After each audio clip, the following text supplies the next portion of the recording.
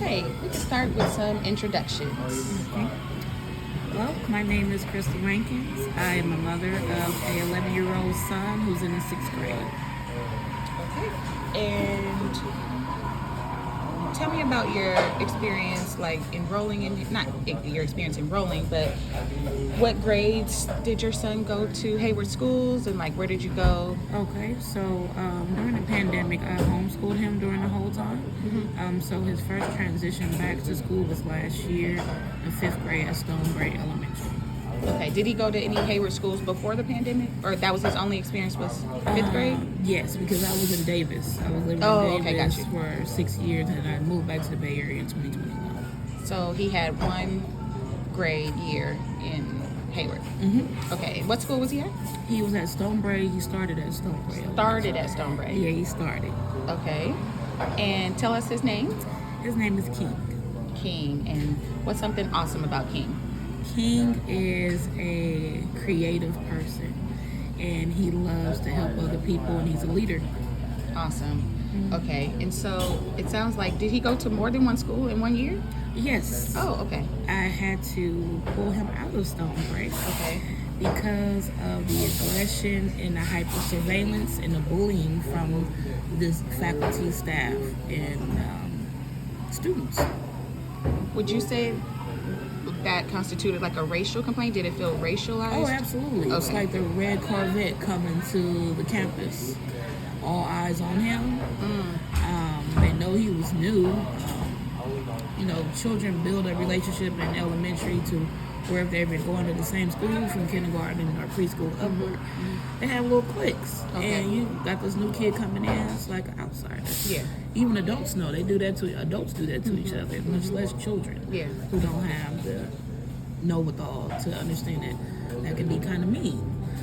But yeah, they were on him from day one, especially Miss Matisse. Okay, can you give me a story of like an incident that happened where you felt it was a racial incident? First of all, I would get calls about King tapping kids on the shoulder because he was trying to say hi to them or speak with them, which I thought was a little bizarre. I'm like, he's new at the school, he's trying to make new friends, he's not pushing nobody on the ground or beating them over the head. So that was an issue. And some things about the principal would say that he would be running after girls, like some kind of hypersexual young girl. And that would frustrate me as well too, because again, King is towering over most kids his age. He has long locks in his hair. I just seen a shift once I started to lock his hair, they started to look at him like a little criminal. And it carried on from 3rd grade onward. But I didn't think this would happen at this school. It's at the top of the hill, and it looks nice. And I heard that a lot of the children are being bused up to the school that were black. So had I known that before, I probably would have had a little bit more reservations before I put them into that particular school. And I did an inter-district transfer. Yep. To take him to that school because I thought our neighborhood school wasn't going to be ideal based on what was said on Google, but that's a whole other story too, because none of these schools are what they say they are, and sometimes they have low points are actually really good schools.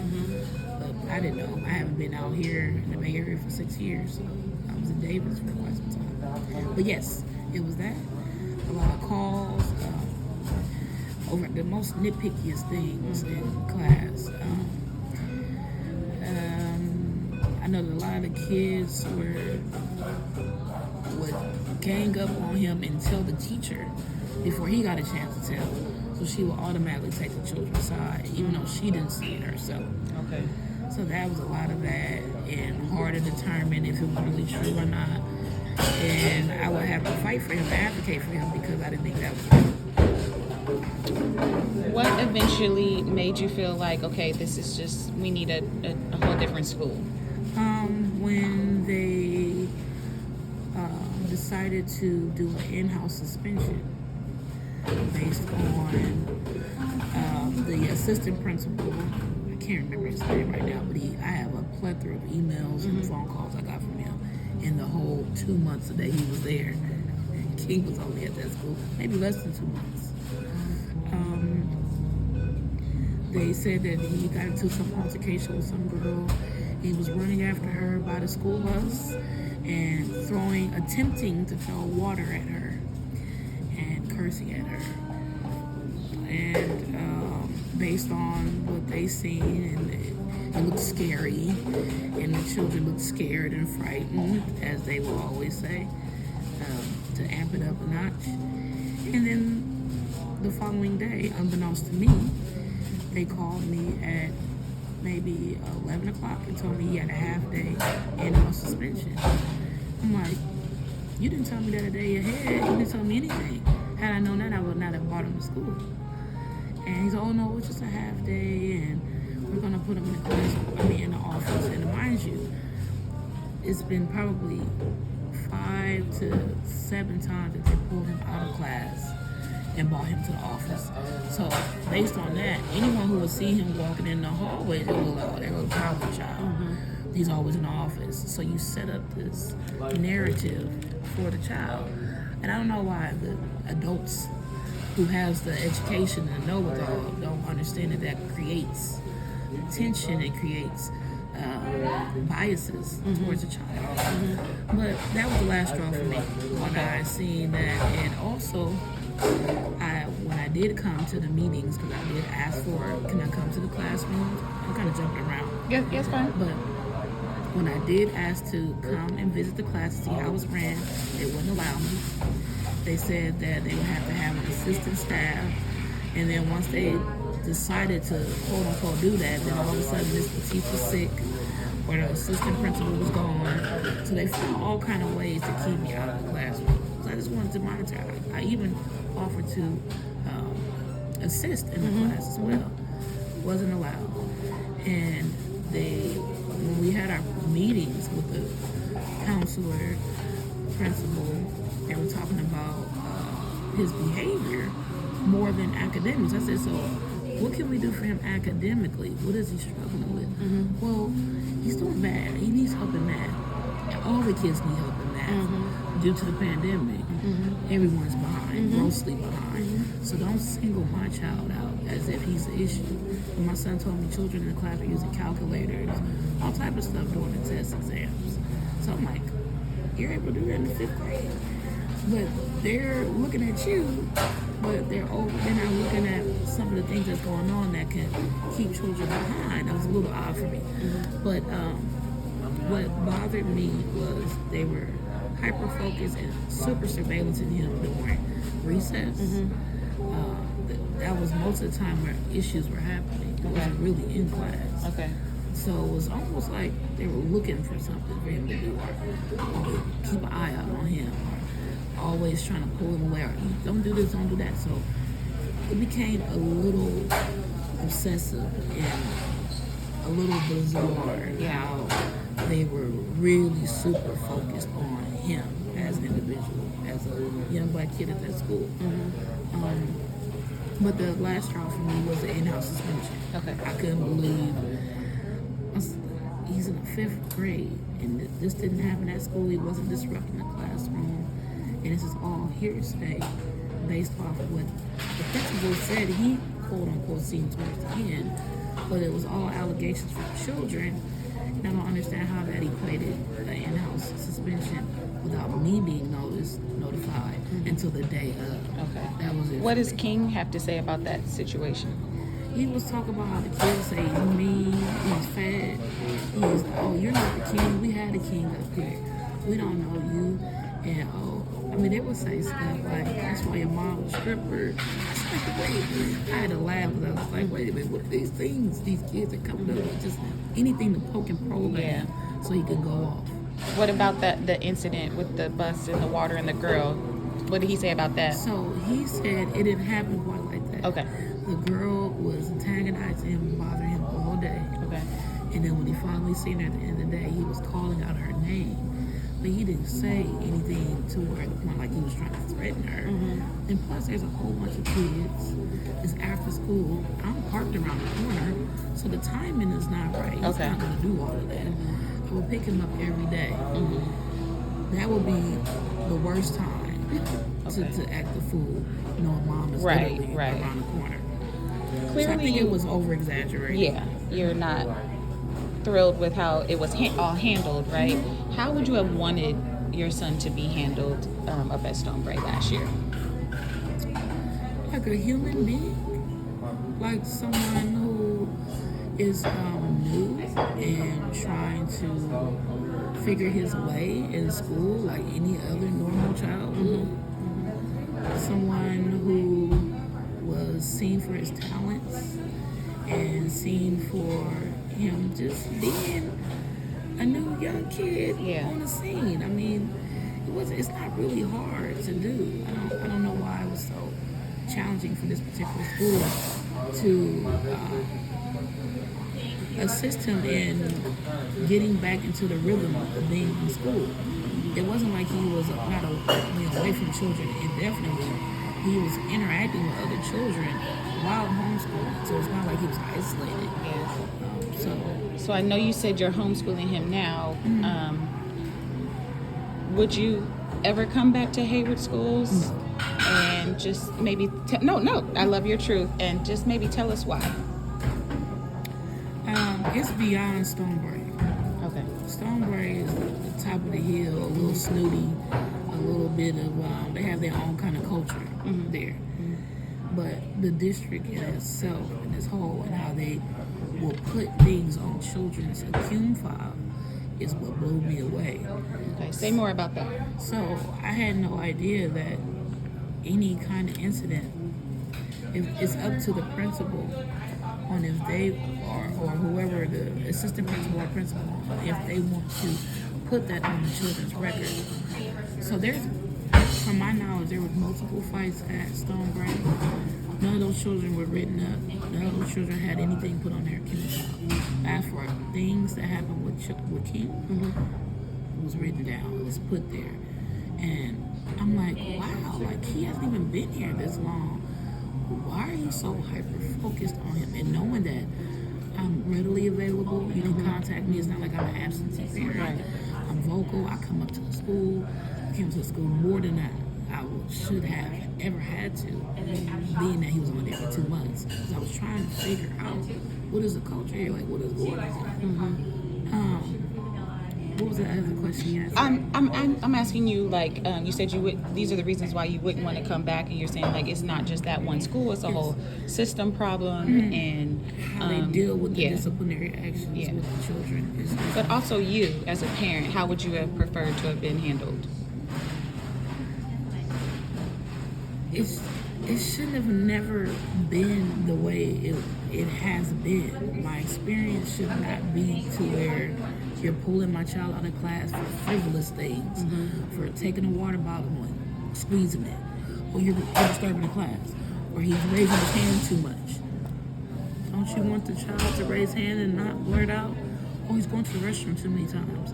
It's all of those things created an unnecessary tension, and it's not geared towards the social and emotional learning aspect of things. And if school is there to educate and to teach, how could you ever teach a child if you're constantly removing him from the academics? It's counterintuitive to me, and I feel like if I could do way better on my own and building my own community and finding other educators who felt the same, who've left the district themselves and are doing their own private practice because they see it themselves. The majority of the African Americans do it. So with that, what's a final thought or some concluding statements you would like to share, knowing that this video will be seen by those who are thinking about doing better, by Black students, all our diverse students, but Black students in particular. We know there's a problem with anti-Blackness in HUSD. Thank you for sharing your story. Of course, I am so sorry that you both had to go through what you went through, and that it's had such an impact on you that you wouldn't even consider coming back. But thank you for sharing your story, because it's going to help us be able to do better. And knowing that that's our intention, what's some final thoughts you would want to give us?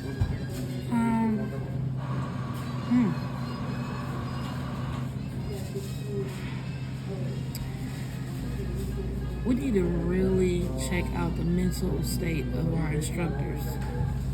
Because they went through something too during COVID. And I don't know why they're steadily on our children, so focused on them when there's actually something deep within themselves that they need to pull up and see.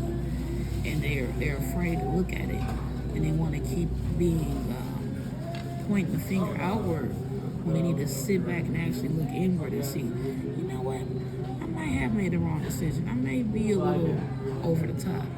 I might have some biases, preconceived notions about certain races. And acknowledge it and fix it. It's rather than running away from it and pretending as if it don't exist. That's the most I can say with that. Thank you so much. Of course. Oh, I forgot to mention one incident that happened when he left Stonebrae. We went to Roos Elementary. Towards the latter part of the school year, there was a bunch of incidents that happened before then too, but I won't go all into that. But King was playing with a young boy, a 6th grader, playing soccer. And they're kind of like friends or whatever. The boy lost. And then as the bell rang, he walked away and said, "Bye, Black Monkey," to my son King. So I was taken aback by that. Of course. And when King came home, I always asked King every day what happened. Give me the rundown, what's going on. He said, "Yeah, I was playing with this kid and he called me a Black Monkey after he lost the game." I said, "What?" He said, "I'm not gonna lie, Mom, I went to the bathroom and I cried." And I was like, now I feel like the smoke coming out of my ears. So I reached out to the assistant principal, Seaberg. She's a very interesting lady. I mentioned it to her, asked her what was she gonna do about it. She said they did a restorative circle. And then I asked King, what did that entail afterwards? He said, yeah, she brought us together, asked him how did he feel about the situation, asked me how do I feel, and then he said, she's like, do you want to apologize, that you should apologize to King, and King, do you have to apologize? Well, he said, well, I don't have nothing to apologize for because I didn't do anything wrong. So then that's when I got into it. I said, I would like to request a mandatory meeting with the parent, me, and the principal. Seaberg said that we don't usually do that. I said, oh, yes, you will. And then I reached out to Miss, what is the former principal's name? It's okay, you can just give the title. Padilla. Sent her a text, and she was not there that day. Told her what happened. I told her I want a mandatory meeting. She said we typically don't do that here. But I'll look into it further. And she said, for the record, I want to create some boundaries. This happened at school, and this is my personal phone. And nonetheless, it is an incident, but you should raise it up to Miss Seaberg. Now, mind you, I've done a lot of work with Miss Padilla and try to help with the acai program and do all these different various things, and then all of a sudden now, you want to create boundaries because I mentioned the Black Monkey situation. This is part of the situation why I don't want to deal with the Hayward Unified School District in general. But what ended up happening, I reached out to Dr. Gibbons. She reached out to Sparkle. Sparkle came, and then we had a meeting with the parent, the child, my son, and it went extremely well. Okay. See, whatever this rule is that the schools have where you can't have parents involved is not cool. I understand some parents are a little more crazier than others. Nonetheless, we need to have everyone at the table so they can understand exactly what's happening, because I guarantee you what that young man said, well, my son wasn't in his ACUME file, and he's in the 6th grade. Had no one known or brought that up to the parents, because I found out the parent didn't know either until I raised and shook the table about it. This child is going to middle school. That has some serious consequences that can come from calling the wrong person that. And it can oftentimes be deadly. Not that I wish it on any child, but I think it is important that the parent needs to understand what the child is talking about, what the child is doing. And that child was shaking in his boots when he was there because he has never been in that position before. The parent was so embarrassed. And as she mentioned, she said, your stepdad is black. It doesn't mean that he don't think that we're still black. However, it just goes to show you that she was embarrassed. She was taken aback. She had to leave work. But she got a chance to understand where I was coming from. I was calm, cool, and collective. I was respectful. I was mannerable. She seen my son. She seen how her child was. And it ended off with a hug. I hugged her. And she hugged me, kissed me on the forehead, and said she's so very sorry that it all happened. Blew her mind. Blew that assistant principal Seaberg's mind, because you think I'm about to come in here as an angry black woman flipping over tables. You don't have to be like that. I know how to conduct myself. And I think things like that should happen. Yeah. And that's my last question is, from the moment that the incident occurred, what would you have hoped would have happened? That the principal reached out to me and told me what happened. And rather than me seeking, and have to send an email and say, hey, I was told and this. And then you wait a day or two later to tell me, oh, we had a restorative circle. This restorative circle was used out of hand. Because ain't no real restoration going on. And especially if that's the way she handled it, stating that, oh. So in place of the restorative circle, you would have preferred the process you went through with Dr. Sparkle? Yeah, and the parents. So and the parents, yes. Are understanding how their child is behaving, so we can. I asked for the same thing as Stony Break. These supposed to be some high-ranking parents who elite. I would think they would want to sit at the table, but they kept trying to block me from doing that. So, because it starts with the parents too. You got to make sure the parents involved, so they can make sure that the child understands that, hey, this type of behavior is not going to be going on. I just think that's weird. But that is something that needs to be implemented more often than not, rather than being scared about how the situation might turn out. Because oftentimes it doesn't. It's just both parents get a chance to see what's actually happening, and they can help mitigate the situation. Thank you again.